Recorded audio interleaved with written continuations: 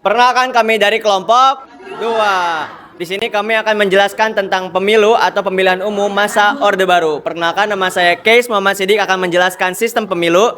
Saya dari Angela Indriani akan menjelaskan tentang tujuan dan latar belakang. Saya Despita Dwi Maharani akan menjelaskan waktu. Saya Hernawati akan menjelaskan hasil pemilu. Saya Syara Nazo Agustin menjelaskan dasar hukum dan asas-asas pemilu. Saya Muhammad Bauzan akan menjelaskan hasil pemilu. Selamat menyaksikan.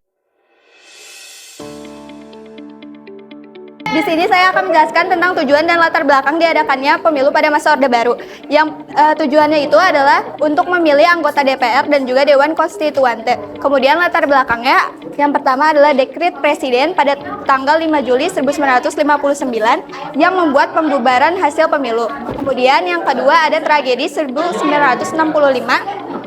Yang ketiga adalah krisis ekonomi pasca terjadi tragedi 1965 yang membuat Presiden Soekarno diturunkan dan digantikan oleh Soeharto.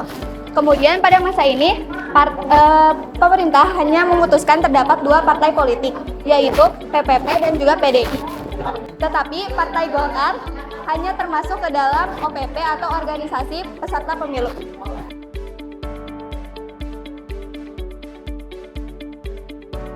Dasar Hukum Pemilu tahun 1977 itu yang pertama ada ketetapan MPR nomor 4 tahun 1973 tentang garis-garis besar negara di bidang politik, aparatur negara, hukum, hubungan luar negeri, dan hubungan luar negeri. Yang kedua itu ada ketetapan MPR nomor 8 tahun 1973 tentang pemilihan umum. Yang ketiga itu ada Undang-Undang nomor 3 tahun 1975 tentang partai politik dan golongan karya. Yang keempat itu Undang-Undang nomor 5 tahun 1974 tentang pokok-pokok pemerintahan di daerah. Yang kelima Undang-Undang nomor 8 tahun 1974 tentang pokok-pokok kepegawaian. Yang keenam Undang-Undang nomor 5 tahun 1979 tentang pemerintahan desa.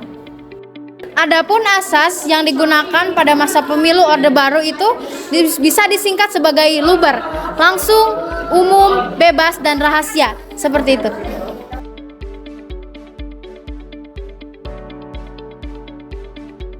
Sistem yang digunakan di dalam pemilu masa Orde Baru adalah sistem proporsional tertutup, yakni suatu sistem di mana pemilih hanya dapat memilih partai politiknya saja dan tidak bisa memilih kandidat secara langsung.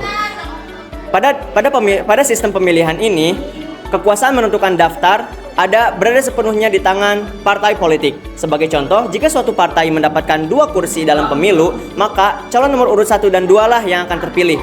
Jika suatu partai mendapatkan 1 kursi saja, maka calon nomor urut 1 saja yang akan terpilih.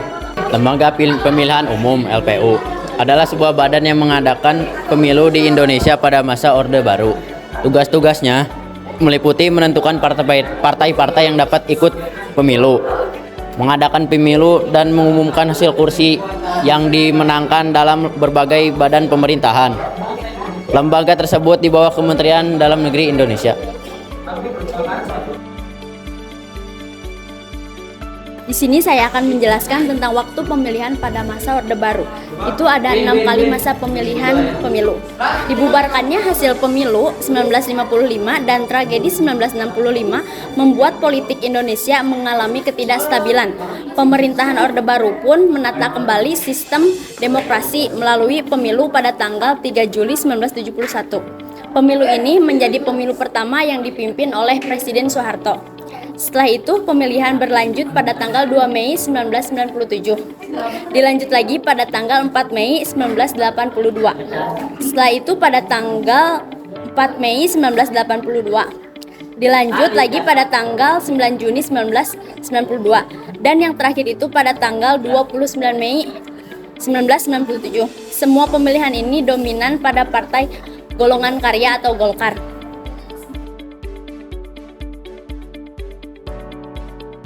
Oke, untuk hasil pemilu pada masa Orde Baru yang dimulai pada tahun 1971 sampai 1997, partai yang saat itu mendominasi atau bahkan menjadi pemenang bertahan adalah Partai Golongan Karya atau Partai Golkar.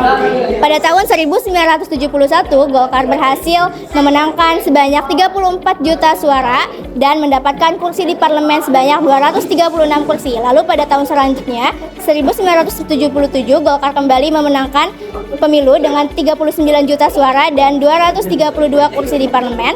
Lalu pada tahun 1982, Golkar berhasil memenangkan suara 48 juta suara rakyat dan 242 kursi di parlemen.